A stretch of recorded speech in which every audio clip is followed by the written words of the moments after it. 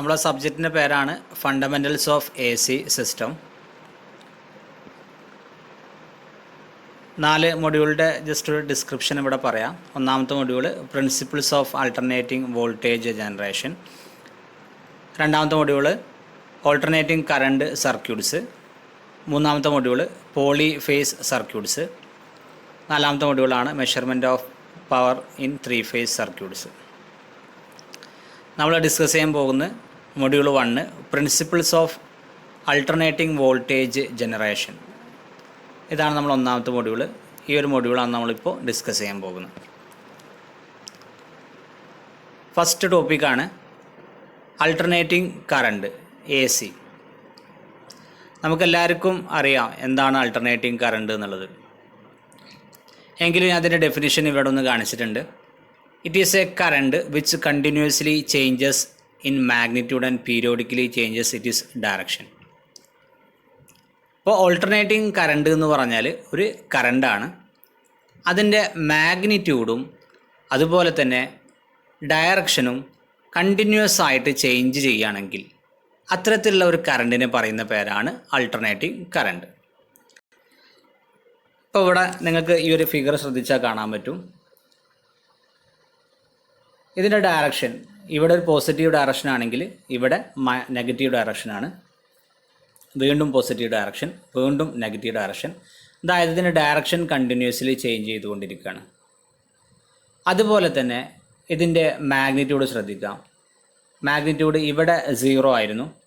പിന്നീട് ഇതിൻ്റെ മാഗ്നിറ്റ്യൂഡ് കൂടി വന്ന് ഒരു മാക്സിമം പോയിന്റിലെത്തി. അതിന് ശേഷം എന്ത് ചെയ്യാൻ തുടങ്ങി, അത് കുറയാൻ തുടങ്ങി. അങ്ങനെ കുറഞ്ഞ് വന്ന് ഒരു 0 എന്നുള്ള ഒരു പോയിന്റിലെത്തി, അതായത് മിനിമമായിട്ട് മാറി. വീണ്ടും നെഗറ്റീവിലോട്ട് ഇത് കൂടാൻ തുടങ്ങി അല്ലേ.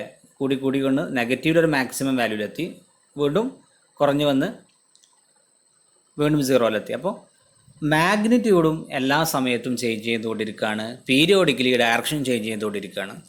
അത്തരത്തിലുള്ളൊരു കറണ്ടിനെ പറയുന്ന പേരാണ് ആൾട്ടർനേറ്റിംഗ് കറണ്ട് എ സി എന്ന് പറയും. അപ്പോൾ നമ്മളിന്ന് ഉപയോഗിക്കുന്ന ഇലക്ട്രിക്കൽ ഫീൽഡിൽ ഏറ്റവും കൂടുതൽ ഉപയോഗിക്കുന്ന ടൈപ്പ് ഓഫ് കറണ്ടാണ് എ സി. ഇനി നമുക്ക് പറയാനുള്ളത് ജനറേഷൻ ഓഫ് എ സി. എങ്ങനെ നമുക്ക് ഓൾട്ടർനേറ്റിംഗ് കറണ്ട് ജനറേറ്റ് ചെയ്യാം എന്നുള്ളതാണ് നമുക്കിനി ഡിസ്കസ് ചെയ്യാനുള്ളത്. അപ്പോൾ ഇതിൻ്റെ ഡീപ്പ് ആയിട്ടുള്ള കാര്യങ്ങളിലോട്ടൊന്നും നമ്മൾ സിലബസിൽ പറയുന്നില്ല. ജസ്റ്റ് ഒരു ഓവർവ്യൂ, എങ്ങനെ നിങ്ങൾ എ സി ജനറേറ്റ് ചെയ്യാം എന്നുള്ളൊരു കാര്യം മാത്രമേ അത് പറയുന്നുള്ളൂ. ജസ്റ്റ് അതൊന്ന് പറഞ്ഞിട്ട് നമുക്ക് അടുത്ത സെഷനിലോട്ട് പോകാം. അപ്പോൾ ജനറേഷൻ ഓഫ് എ സി നോക്കാം. അപ്പോൾ നമുക്കറിയാം ബേസിക്കലി ഒരു ജനറേറ്റർ എന്ന് പറഞ്ഞാൽ ഒരു മാഗ്നറ്റും അതുപോലെ തന്നെ ഒരു ആർമേച്ചറും അതിനകത്ത് ഉണ്ടാകും. അപ്പോൾ ഇവിടെ കാണിച്ചിട്ടുണ്ട് നോർത്ത് സൗത്ത് എന്നുള്ള ഒരു പോളുണ്ട് അല്ലേ. നോർത്ത് പോളുണ്ട്, അതേപോലെ സൗത്ത് പോളുണ്ട്. അതിനിടയിൽ ഒരു ആർമേച്ചർ ABCD എന്നുള്ള റെക്റ്റാങ്കുലർ കോയിലുണ്ട്. ആ റെക്റ്റാങ്കുലർ കോയിലാണ് ശരിക്കും ഇവിടെ ആർമേച്ചറായിട്ട് ആക്ട് ചെയ്യുന്നത്. അപ്പോൾ അതാണ് ഇതിൻ്റെ ബേസിക് ഒരു ഫിഗർ നമ്മൾ കാണിച്ചിട്ടുണ്ട്. അപ്പോൾ നോക്കാം, ഇവിടെയുള്ള ഈ ABCD എന്നുള്ള റെക്റ്റാങ്കുലർ കോയിൽ, അതായത് ആർമേച്ചർ, ഈ ഒരു മാഗ്നറ്റിക് ഫീൽഡിൽ ക്ലോക്ക് വൈസ് ഡയറക്ഷനിൽ റൊട്ടേറ്റ് ചെയ്യുകയാണെന്ന് കരുതാം. അങ്ങനെയാണെന്നുണ്ടെങ്കിൽ ഈ നോർത്ത് പോളിൻ്റെയും സൗത്ത് പോളിൻ്റെയും ഇടയിലുള്ള മാഗ്നറ്റിക് ഫീൽഡിന് അല്ലെങ്കിൽ മാഗ്നറ്റിക് ഫ്ലക്സിന് ഒരു ചേഞ്ച് ഉണ്ടാവും അല്ലേ. ഇതിങ്ങനെ ആർമേച്ചർ ക്ലോക്ക് വൈസ് ഡയറക്ഷനിൽ റൊട്ടേറ്റ് ചെയ്യുമ്പോൾ ഇതിനിടയിലുള്ള മാഗ്നറ്റിക് ഫ്ലക്സിന് ഒരു ചേഞ്ച് ഉണ്ടാകും. അങ്ങനെ മാഗ്നറ്റിക് ഫ്ലക്സിന് അല്ലെങ്കിൽ മാഗ്നറ്റിക് ഫീൽഡിന് ചേഞ്ച് ഉണ്ടാകുമ്പോൾ ആ ഒരു ചേഞ്ച് കാരണം അവിടെ ഒരു EMF ഇൻഡ്യൂസ് ചെയ്യും. നമ്മൾ പഠിച്ചിട്ടുണ്ട് ഇലക്ട്രോ മാഗ്നറ്റിക് ഇൻഡക്ഷൻ പ്രകാരം എപ്പോൾ മാഗ്നറ്റിക് ഫീൽഡിന് അല്ലെങ്കിൽ മാഗ്നറ്റിക് ഫ്ലക്സിന് ചേഞ്ച് വരുന്നോ അപ്പോൾ അവിടെ ഒരു EMF ഇൻഡ്യൂസ് ചെയ്യും. അതുപോലെ തന്നെ ഈ ABCD എന്നുള്ള റെക്റ്റാങ്കുലർ കോയിൽ അല്ലെങ്കിൽ ആർമേച്ചർ ഈ ഒരു നോർത്ത് പോളിൻ്റെയും സൗത്ത് പോളിൻ്റെ ഇടയിലുള്ള മാഗ്നറ്റിക് ഫീൽഡിൽ റൊട്ടേറ്റ് ചെയ്യുന്ന സമയത്ത് ഇവിടെ ഒരു EMF ഇൻഡ്യൂസ് ചെയ്യുന്നു. ഇവിടെ ഇൻഡ്യൂസ് ചെയ്യുന്ന EMF ഇവിടെ സംഭവിക്കുന്ന റേറ്റ് ഓഫ് ചേഞ്ച് ഓഫ് ഫ്ലക്സിന്, അതായത് ഫ്ലക്സിനുണ്ടാകുന്ന ചേഞ്ചിൻ്റെ റേറ്റിനോട് ഡയറക്ട്ലി പ്രൊപ്പോർഷണൽ ആയിരിക്കും. അതായത് ഫ്ലക്സിനുണ്ടാകുന്ന ചേഞ്ച് കൂടിക്കഴിഞ്ഞാൽ അവിടെ ഉണ്ടാകുന്ന ഇ എം എഫ് കൂടുകയും ഫ്ലക്സിനുണ്ടാകുന്ന ചേഞ്ച് കുറഞ്ഞു കഴിഞ്ഞാൽ അവിടെ ഉണ്ടാകുന്ന ഇ എം എഫിൻ്റെ അളവ് കുറയുകയും ചെയ്യും. അപ്പോൾ ഇതിങ്ങനെ ക്ലോക്ക് വൈസ് ഡയറക്ഷനിൽ റൊട്ടേറ്റ് ചെയ്യുന്ന സമയത്ത് ചില സമയങ്ങളിൽ ഇതിൻ്റെ ചില സമയങ്ങളിൽ ഇതിൻ്റെ ഫ്ലക്സിന് ചേഞ്ച് കുറവായിരിക്കും, ചില സമയങ്ങളിൽ ഫ്ലക്സിന് ചേഞ്ച് കൂടുതലായിരിക്കും. അപ്പോൾ അങ്ങനെ കുറവുള്ള സ്ഥലങ്ങളിൽ കുറഞ്ഞ വോൾട്ടേജും അല്ലെങ്കിൽ ഇ എം എഫും, അതുപോലെ തന്നെ ചേഞ്ച് കൂടുതലുള്ള സ്ഥലങ്ങളിൽ കൂടുതൽ ഇ എം എഫ് അല്ലെങ്കിൽ വോൾട്ടേജും ജനറേറ്റ് ചെയ്യുന്നു. ഇതാണ് ഇതിൻ്റെ ബേസിക് ആയിട്ടുള്ള ഒരു ഐഡിയ എന്ന് പറഞ്ഞാൽ. ഇനി നമുക്ക് അടുത്തൊരു ഫിഗറിൽ ഇത് കാണാം. ഓരോ ഡിഗ്രിയിലും ഇത് എങ്ങനെയാണ് റൊട്ടേറ്റ് ചെയ്യുന്ന സമയത്ത് മാറ്റങ്ങൾ നമുക്ക് കാണാം. ആദ്യം 0 ഡിഗ്രി നോക്കുക. 0 ഡിഗ്രി. ഇപ്പോൾ 0 ഡിഗ്രിയിൽ ഇവിടെ നോക്കിക്കഴിഞ്ഞാൽ നിങ്ങൾക്ക് കാണാൻ പറ്റും നമ്മളെ മാഗ്നറ്റിക് ഫ്ലക്സും അതുപോലെ തന്നെ ആർമേച്ചർ കോയിലും പെർപെൻഡിക്കുലറാണ്. മാഗ്നറ്റിക് ഫ്ലക്സും അതുപോലെ തന്നെ ആർമേച്ചർ കോയിലും പെർപെൻഡിക്കുലർ ആണ്. പെർപെൻഡിക്കുലർ ആകുന്ന സമയത്ത് ഇവിടെ ഉണ്ടാകുന്ന മാഗ്നറ്റിക് ഫ്ലക്സിനുണ്ടാകുന്ന ചേഞ്ച് വളരെ കുറവായിരിക്കും. കാരണം നോർത്ത് പോളിൽ നിന്നും സൗത്ത് പോളിലോട്ട് വളരെ ഈസി ആയിക്കൊണ്ട് മാഗ്നറ്റിക് ഫ്ലക്സിന് പാസ് ചെയ്യാൻ പറ്റും. അതായത് അവിടെ ചേഞ്ച് വളരെ കുറവായിരിക്കും.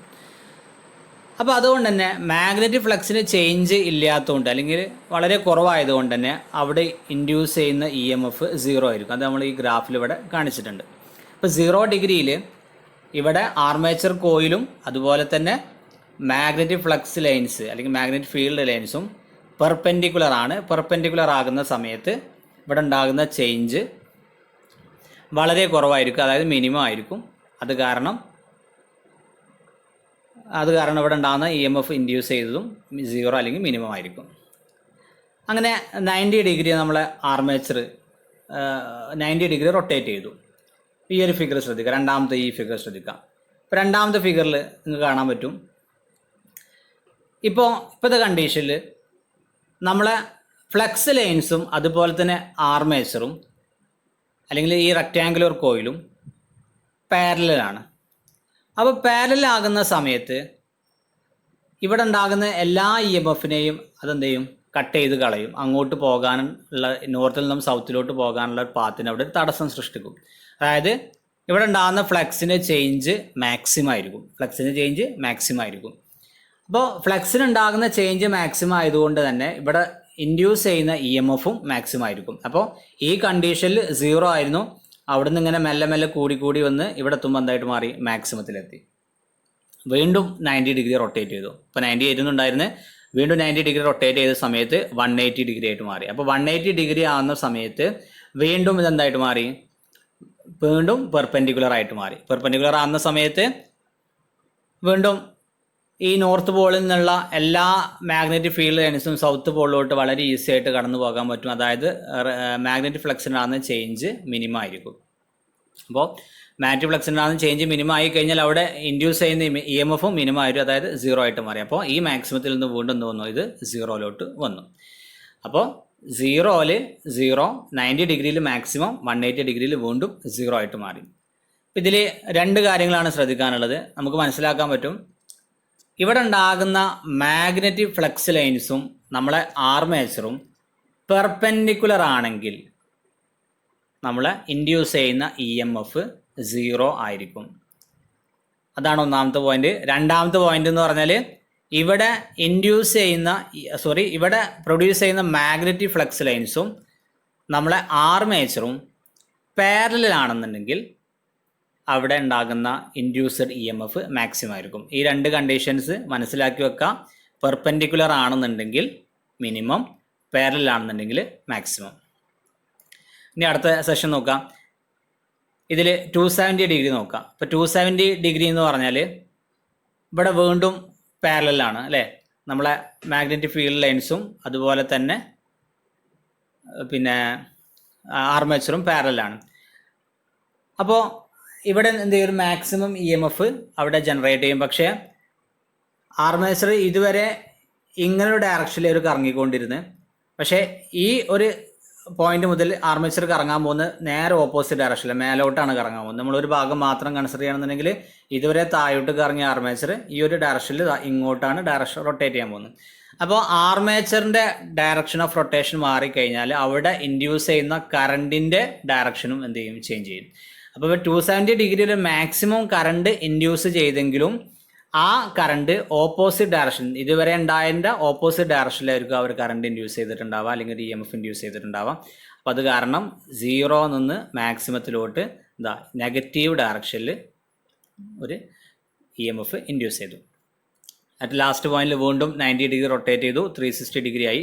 360 ഡിഗ്രി ആകുന്ന സമയത്ത് വീണ്ടും ഇത് നമ്മളെ മാഗ്നറ്റിക് ഫ്ലക്സ് ലൈൻസും അതുപോലെ തന്നെ ഈ ആർമേച്ചറും പെർപെൻഡിക്കുലറായി. അങ്ങനെ പെർപെൻഡിക്കുലർ ആകുന്ന സമയത്ത് വീണ്ടും അവിടെ കറണ്ട് അല്ലെങ്കിൽ EMF 0 ആയിട്ട് മാറി. ഇതാണ് ഇതിൻ്റെ ബേസിക് ആയിട്ടുള്ള വർക്കിംഗ്. ഇതിൽ നമ്മൾ മനസ്സിലാക്കേണ്ട കാര്യം, ഒന്നാമത്തെ കാര്യം നമ്മൾ പറഞ്ഞു, എപ്പോൾ മാഗ്നറ്റിക് ഫ്ലക്സ് ലൈൻസും അതുപോലെ തന്നെ ആർമേച്ചറും പെർപെൻഡിക്കുലർ ആകുന്നു ആ സമയത്ത് അവിടെ ഉണ്ടാകുന്ന EMF 0 ആയിരിക്കും. അതുപോലെ തന്നെ എപ്പോൾ മാഗ്നറ്റിക് ഫ്ലക്സ് ലൈൻസും അതുപോലെ തന്നെ നമ്മളെ ആർമേച്ചറും പാരലൽ ആകുന്നുവോ ആ സമയത്ത് അവിടെ ഇൻഡ്യൂസ് ചെയ്യുന്ന EMF മാക്സിമം ആയിരിക്കും. ഈ 2 കാര്യങ്ങൾ മനസ്സിലാക്കി വെക്കാം. അതനുസരിച്ച് നമുക്ക് ഗ്രാഫും വരക്കാൻ പറ്റും. ഇതാണ് ബേസിക്കലി ഒരു AC കറണ്ടിൻ്റെ ജനറേഷൻ, ആൾട്ടർനേറ്റിംഗ് കറണ്ടിൻ്റെ ജനറേഷൻ എന്ന് പറഞ്ഞാൽ. ഓക്കെ, ഇനി ഇതിൻ്റെ നോട്ട്സ് ഒന്ന് ശ്രദ്ധിക്കാം. ഫസ്റ്റ് പോയിന്റ് പറയുന്നത്, consider A single rectangular coil ABCD rotating clock vice direction in A magnetic field. നമ്മൾ പറഞ്ഞ പോലെ തന്നെ ABCD എന്നുള്ള റെക്റ്റാങ്കുലർ കോയിൽ ഒരു മാഗ്നറ്റിക് ഫീൽഡിൽ ക്ലോക്ക് വൈസ് ആയിട്ട് റൊട്ടേറ്റ് ചെയ്തുകൊണ്ടിരിക്കുകയാണ്. രണ്ടാമത്തെ പോയിന്റ് ശ്രദ്ധിക്കാം, when it is rotating in A magnetic field an EMF is induced in it which is proportional to the rate of change of flux linkage. അപ്പോൾ ഈ ഒരു ABCD എന്നുള്ള rectangular coil magnetic ഫീൽഡിൽ rotate ചെയ്യുന്ന സമയത്ത് അവിടെ ഒരു EMF ഇൻഡ്യൂസ് ചെയ്യുന്നു. നമുക്കറിയാം ഇലക്ട്രോ മാഗ്നറ്റിക് ഇൻഡക്ഷൻ പ്രകാരം അവിടെ ഒരു EMF ഇൻഡ്യൂസ് ചെയ്യുന്നു. അങ്ങനെ അവിടെ ഇൻഡ്യൂസ് ചെയ്യുന്ന EMF ഇവിടെ ഉണ്ടാകുന്ന ഫ്ലക്സ് ലിങ്കേജിനോട് ഡയറക്റ്റ്ലി പ്രൊപ്പോർഷണലായിരിക്കും, അല്ലെങ്കിൽ റേറ്റ് ഓഫ് ചേഞ്ചിനോട് ഡയറക്റ്റ്ലി പ്രൊപ്പോർഷണലായിരിക്കും. ഇനി മൂന്നാമത്തെ പോയിന്റ് എന്ന് പറഞ്ഞാൽ, when the plane of the coil is at right angle to the line of flux rate of change of flux linkage is minimum, hence there is no induced EMF in the coil. അതായത് നമ്മൾ plane of കോയിലും line of ഫ്ലക്സും right angle എന്ന് പറഞ്ഞാൽ perpendicular ആണെന്നുണ്ടെങ്കിൽ അവിടെ ഉണ്ടാകുന്ന rate of change of flux minimum ആയിരിക്കും. അതുകൊണ്ട് തന്നെ അവിടെ ഒരു EMFും എന്ത് ചെയ്യുന്നില്ല, ഇൻഡ്യൂസ് ചെയ്യുന്നില്ല. നാലാമത്തെ പോയിന്റ് ശ്രദ്ധിക്കാം, നമ്മളെ as the coil continuous rotating further the rate of change of flux linkage increases till the plane of the coil is horizontal. അങ്ങനെ കോയിൽ ഫർദറായിട്ട് റൊട്ടേറ്റ് ചെയ്യുമ്പോൾ അവിടെ ഉണ്ടാകുന്ന rate of change of flux ഇങ്ങനെ മെല്ലെ 0 എന്ന് കൂടി വന്ന് മാക്സിമം ആവും. ഏതുവരെ? ഹൊറിസോണ്ടൽ ആകുന്ന വരെ. ഈ പ്ലെയിൻ ഓഫ് കോയിൽ ഹൊറിസോണ്ടൽ ആകുന്നത് വരെ, അതായത് പാരലൽ ആകുന്നത് വരെ എന്ത് ചെയ്യാൻ തുടങ്ങും, ഇത് ഇൻക്രീസ് ചെയ്യാൻ തുടങ്ങും. അതുപോലെ തന്നെ അടുത്ത പോയിന്റ് നോക്കുക, when the plane of the coil is parallel to the lines of flux the rate of change of flux linkage is maximum, hence maximum EMF is induced in the coil when it is in the position. അതായത് നമ്മളെ plane of coil, rectangular coil line of ഫ്ലക്സിനോട് parallel ആകുന്ന സമയത്ത് അവിടെ ഉണ്ടാകുന്ന rate of change of flux maximum ആയിരിക്കും. അതുകൊണ്ട് തന്നെ അവിടെ ഒരു മാക്സിമം EMF അവിടെ ഇൻഡ്യൂസ് ചെയ്യുന്നു. അടുത്ത പോയിന്റ് പറയുന്നത്, in the next quarter revolution of the rate of change of flux linkage decreases, hence the induced EMF decreases gradually and is reduces to 0 value when the plane of the coil again become vertical to the flux lines. അതായത് പറയുന്നത് 0 90 വരെ എത്തി, ഇത് പ്ലെയിന് parallel ആകുന്ന സമയത്ത് 90 വരെ എത്തി. പിന്നീടുള്ള ക്വാർട്ടർ സൈക്കിളിൽ 0 മുതൽ 90 കഴിഞ്ഞ് 90 മുതൽ 180 ഡിഗ്രി വരെയുള്ള ആ ഒരു ഭാഗത്ത്, ആ ഫിഗർ ശ്രദ്ധിച്ചാൽ കാണാൻ പറ്റും, 90 ഡിഗ്രി മുതൽ 180 ഡിഗ്രി വരെയുള്ള ഭാഗത്ത് rate of change of flux എന്ത് ചെയ്യും, ഇങ്ങനെ കുറഞ്ഞ് എന്ത് ചെയ്യും, 0 വരും. അപ്പോൾ അവിടെ ഉണ്ടാകുന്ന EMF അതേപോലെ തന്നെ ഗ്രാജുവലി കുറഞ്ഞ് 0 വരുന്നു. അങ്ങനെ 0 എന്നുള്ള പോയിൻ്റ് ആകുന്നത് നമ്മൾ പ്ലെയിൻ ഓഫ് കോയിലും അതേപോലെ തന്നെ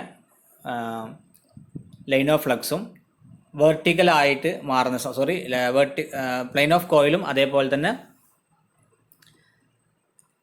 ലൈൻസ് ഓഫ് ഫ്ലക്സും പെർപെൻഡിക്കുലർ ആകുന്ന സമയത്ത് അവിടെ എന്തായിട്ട് മാറും? ഇതിൻ്റെ വാല്യൂ 0 ആയിട്ട് മാറും. അടുത്ത point, in the next half revolution the variation in the magnitude of EMF are similar to the those in the first half revolution but the direction of induced EMF is reversed. അപ്പോൾ ഇതിൽ last point പറയുന്നത് അടുത്ത half revolution, നമ്മൾ ആദ്യം ഒരു പകുതി revolution പറഞ്ഞു, അതേപോലെ അടുത്ത ഹാഫ് റെവല്യൂഷനിലും വേരിയേഷൻ മാഗ്നിറ്റ്യൂഡിലുണ്ടാകുന്ന EMFിലുണ്ടാകുന്ന വേരിയേഷൻ എന്ന് പറഞ്ഞാൽ എന്തായിരിക്കും? സെയിം തന്നെ ആയിരിക്കും. അത് ഫസ്റ്റ് ഹാഫ് റെവല്യൂഷൻ പോലെ തന്നെ ആയിരിക്കും. പക്ഷെ എന്തായിരിക്കും? ഡയറക്ഷൻ ഓഫ് ഇൻഡ്യൂസ്ഡ് EMF എന്തായിരിക്കും? റിവേഴ്സ് ചെയ്തിട്ടുണ്ടാകുന്നു മാത്രമേ വ്യത്യാസമുള്ളൂ. അപ്പോൾ ഇതാണ് ഇതിൻ്റെ നോട്ടിൽ നമുക്ക് എക്സ്പ്ലെയിൻ ചെയ്യാനുള്ള കാര്യങ്ങൾ.